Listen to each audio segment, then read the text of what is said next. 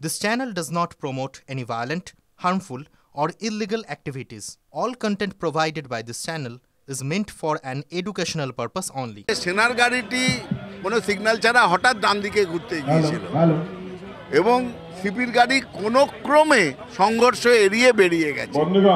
মনে করে নিন যদি সংঘর্ষ হতো তাহলে এই অ্যাক্সিডেন্টের জন্য কে দায়ী নিত? তাতে সিপির যদি গুরুতর আহত হতেন, মৃত্যু হতো, কে দায়িত্ব নিতেন? এই গাড়িগুলো একটু সরিয়ে দিন প্লিজ।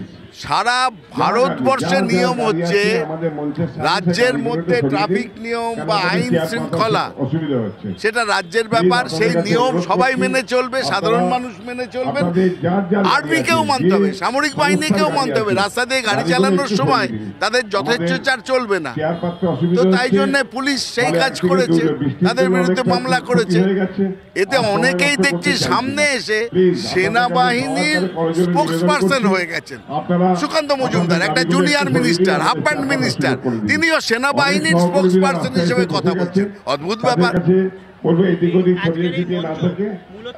আমাদের সভা চলবে, আমাদের সামনে চেয়ার পাতার জন্য অনুরোধ করছি।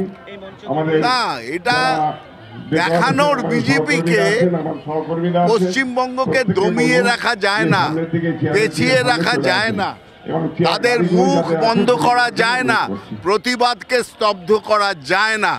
যে পশ্চিমবঙ্গ মমতা বন্দ্যোপাধ্যায়ের নেতৃত্বে বাংলা ভাষা, বাংলা অস্মিতার জন্য লড়ছে, তারা সামনের দিনে তাদের লড়াই জারি রাখবে।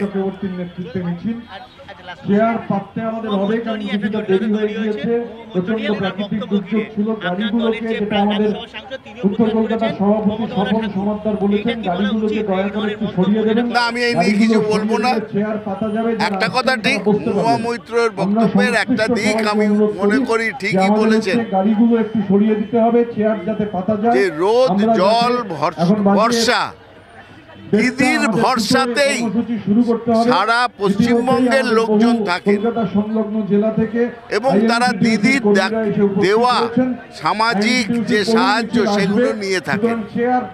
তিনি নিজের কর্মীদের বলেছেন, আপনাদের দেখতে হবে যারা সারা বছর